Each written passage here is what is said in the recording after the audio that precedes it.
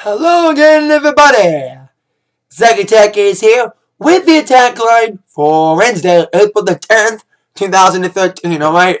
Before I get started with today's Atakline, I want to announce to everybody that I will probably not make an Atakline tomorrow, nor Teenage Impact review tomorrow. I will miss Impact because I just bought last-minute tickets to see with my mom Bob Seger and the Silver Bullet Band tomorrow night at the Palace with special guest Joel Walsh. I wasn't gonna go. I hated his ticket prices a little bit. They're like $70 for cheap seats. But then after the Stones announced their tour and their cheap seats started at $150, I said for that price I can get two Bob Seger tickets for $150. For one Stones ticket I can get two Seger. That's what I'm saying. So I'm going to Seger tomorrow night. Like I said, no Atakline probably tomorrow, and no Tina Impact review. I'm going to miss Jeff Hardy and Bully Ray, but I got on demand. I do have some news on Tina Impact, adding new dates to taping schedule in a few moments. But I just want to let that out there that I'm probably not going to make any videos tomorrow because I'm going to see Bob Seger and the Silver Bullet Band tomorrow night at the Palace with my mother. Because she's a huge Seger fan. I said, hey, what the hell, we'll do it. Alright, with that in mind, let's kick off the Atakline with Billboard number ones. Where we have a still number one album. Yes, Justin Timberlake's The 2020 Experience. Third week at number one, no one opposing him. Not even Lil Wayne nor Depeche Mode could kick him off last week. And the band Perry. Strong debut, but not enough to beat JT this week. But while we have a still number one album, we have a new number one single. Thrift Shop, after 3 weeks, coming back after being kicked off by Harlem Shake, got kicked off by Bruno Mars and his song, When I Was Your Man. Thanks in due part to a price lowering 69 cents on iTunes over the weekend. That's why I think benefited from that to be number one single this week, not just counting YouTube views. They'll say this is Bruno's fifth number one. I'm counting 4. I'm counting Just the Way You Are. I'm counting Grenade. I'm counting Locked Out of Heaven. And I'm counting this one. So it might be another song I'm missing. I don't remember It Will Rain being number one. Or I don't even remember, was the Lazy Song ever number one? Or they count 5 because of his collaborations with people. That's what I'm thinking. Was Billionaire number one? But anyway, so congrats to Bruno for your new number one. Congrats to Justin for still reigning at number one on the Billboard charts. Of course, Justin on a roll with a lot of things, especially with his upcoming summer tour with Jay-Z. Now, Jay-Z, for the second year in a row, is putting on the Made in America Festival. Now, there's one difference. Last year, the inaugural festival that took place in Philadelphia, Pennsylvania, was headlined by Jay-Z, along with many others, including Pearl Jam, but Jay-Z won't be headlining this year. Instead, he's letting the headlining go to his wife. Beyonce will headline the Made in America Festival, and I never thought I'd say this. And it's probably the only time you're going to see on the same festival, Beyonce and 9 Inch Nails. Yes, 9 Inch Nails are reunited. Of course, they're doing a couple festivals. I think 9 Inch Nails is doing Lollapalooza, and also doing this Made in America with 9 Inch Nails performing. Other lineups on this festival, which will take place in September, actually Labor Day weekend, August 31st to September 1st. Very eclectic lineup. You got Beyonce's sister, Solange, along with Calvin Harris, Queens of the Stone Age, Kendrick Lamar, Macklemore, A$AP Rocky, Wiz Khalifa, and Public Enemy of some of the names that will be appearing. And Deadmau5 will also be at this Made in America Festival this year. And like I said, Jay-Z will not be performing this year. They said, although Budweiser officials had discussed with Jay-Z the possibility of headlining again, they decided it would dilute the impact of the festival to have it perform consecutive years of having Jay-Z headline 2 years in a row. That would have been weird. I think I almost agree with that. But he can still potentially participate. Maybe he'll make a cameo during Beyonce's performance when she does Crazy in Love and Deja Vu, songs that he appears on. Maybe that could happen. Maybe we'll be watching backstage with Blue Ivy. So there you go. Made in America Festival, headlined by Beyonce and 9 Inch Nails. Never thought you'd see that on a bill for anything. So there you go. Now, on the news on, of course, Public Enemies in the festival. I'm going to see Public Enemy, along with me seeing Bob Seger tomorrow, like I said in the beginning of this video. I have also seen Avril Lavigne in 2004, when she was still relevant. But this doesn't mean that she released a new single.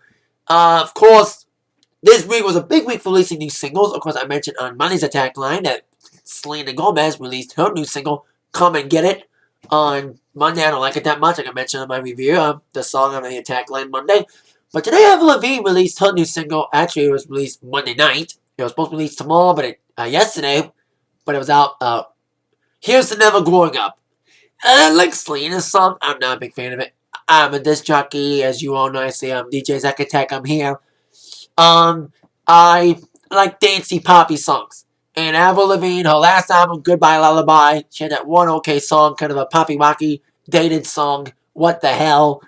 And this song is almost like that. It's kind of like a acoustic-y, slowest, mid-tempo song. It's okay. I probably won't play it at my gigs.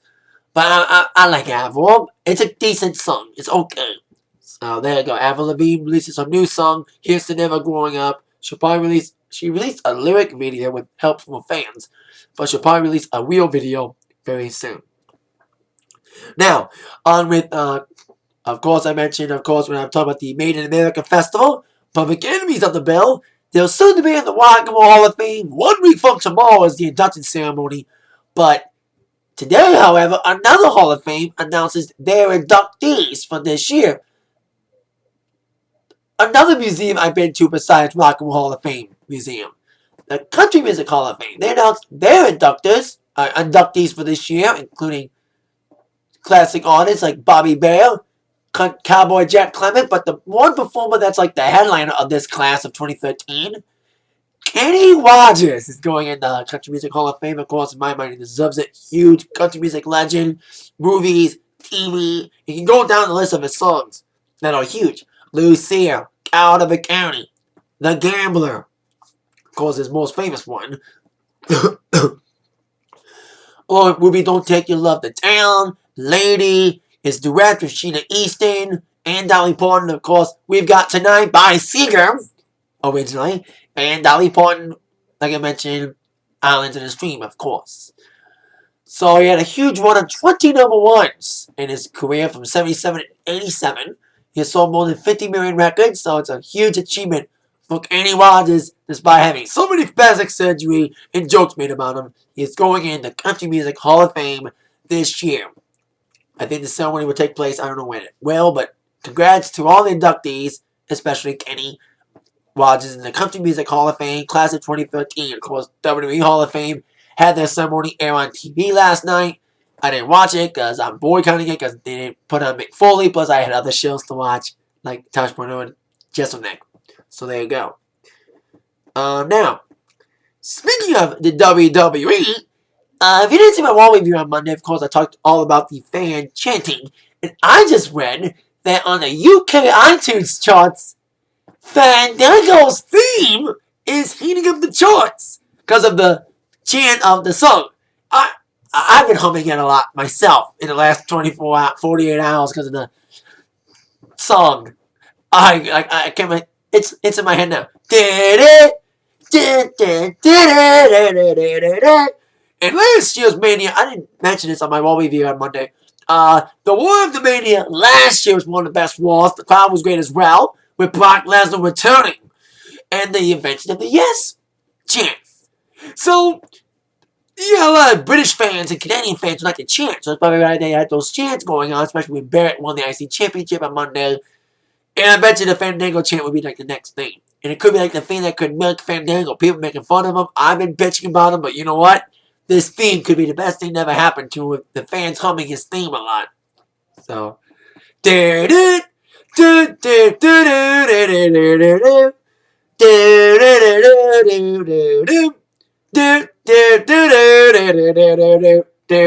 all I gotta say about Fandango's theme. I can't believe it's on the iTunes charts after the War on Monday. Now, I mentioned at the beginning of this video that I'm going to miss Impact on Thursday, but I mentioned, of course, with Impact on the road now, including, of course, tomorrow night being in Corpus Christi, headline with the big TNA title match, Full Metal Mayhem against Bully Ray and Hardy. Hey, I'm going to miss Impact next week, too. Because I'm going to miss it because of Lisa Lampanelli. So the next 2 Thursdays, I'm saying right now, next 2 Thursdays, I'm not making Impact reviews. Because I'm going to miss Impacts because of concerts. Bob Seger tomorrow night, Lisa Lampanelli next Thursday. So, but they did add today that they announced the rest of the taping schedule for the summer of 2013. No, they did not announce a Detroit stop, but they announced other stops for the rest of the year. They had up to Duluth, Georgia, but they announced today Las Vegas, they'll be in Vegas on June 29th, July 18th, my dad's birthday in Louisville, Kentucky. And also Wichita Falls, Texas on August 1st, August 15th, Norfolk, Virginia. And Michael Jackson's birthday, August 29th, Cleveland, Ohio. So maybe they'll do Detroit in the fall, hopefully. But so there you go. Impact announcing some more cities for their Impact tapings on the road for Spike TV. Now, on with some TV news. Now, before I talk about tonight's Modern and Duck Dynasty, of course, one of the biggest TV news last week or so has been, of course, involving the MTV show Buckwild, or as I call it, the Southern Jersey Shore. The death of Shane Gandy last week of accidental monoxide poisoning when he was out with his uncle, fishing, I think they said, has made MTV reconsider the show, and MTV has canceled the show in the aftermath of the death of Shane. Well, I'll say this. It's sad to see the show get canceled because of a death, but any reason to get this shitty show off the air, I'll take it. We don't need any more Jersey horror people in this world. I know they were having fun, but like these little rednecks having fun, and you're talking to a guy who likes to watch Duck Dynasty. But at least Duck Dynasty has class compared to Buckwild. Duck Dynasty's out, but they have fucking class compared to these bozos. In my mind, that's just my opinion of these Buckwild people. Sad the guy died. I'll agree to that. It's sad that he died. But hey, I hated this show. I saw previews. I don't like any of these Jersey Shore type shows. These stupid ass reality shows with all these nobodies. So this is just my opinion. Of course, MTV has released a statement about it, saying after careful consideration, MTV will not be moving forward with season 2 of Buckwild. We love the cast and the show, and this was not an easy decision.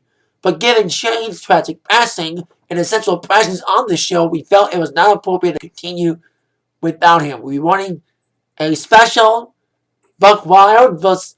West Virginia to the NYC, which was shot before production had begun on season 2. And we wanted a tribute following a day dedicated to Shane on Sunday. But the producers of the show, J.P. Williams, is not happy about the decision, saying that this is a network that has shows about teen pregnancy. They'll sit by a show that allows you to abandon a child, but a kid dies by accident doing what it does for a living, money, and they cancel the show? There's something that smells like shit here on every level. He wants to continue shooting the show and maybe go to another channel, and also he wants to make a movie. So there you go. Buckwild may be dead. The show may be dead, but it may live with another channel and a movie. But I hope that doesn't happen because I want this show to be dead. Like canceled. Sorry I used that term. But hey, like I said, sad the guy died, but any reason to get this shitty show off the air, I'll agree to it, despite the sad occasion. But like I said, I didn't mention his death, but hey, I want to mention it because the show got canceled today. So there you go. Condolences to the friends and family, but good riddance to the show. Now, on with TV shows that have class and are actually funny, and you're laughing with the people, not at them, like Buckwild and Honey Boo Boo. Can't wait to see Scary Movie 4 parody their asses. Modern Family and Duck Dynasty. Of course, the last 2 episodes of Modern have been excellent.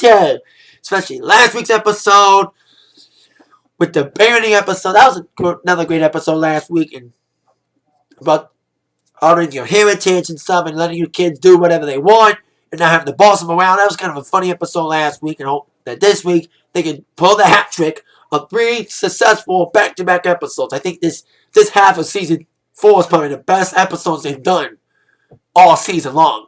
They've been on a roll with these episodes, in my mind. And of course, Duck Dynasty tonight. Only one episode yet again at 10. Can't wait to see what kind of shenanigans the Robinsons will do again tonight on Duck Dynasty. That'll of course be out at 10, 9 Central on A&E. Modern Family at 9, 8 Central on ABC. That is it for the Atakline for today. I'll see you all later. Like I mentioned, I will not be making any videos tomorrow. I'll be at a concert. Bob Seger. With that in mind, you've all been attacked by the news from Zach. Thank you all for watching. Yeah, have a good night.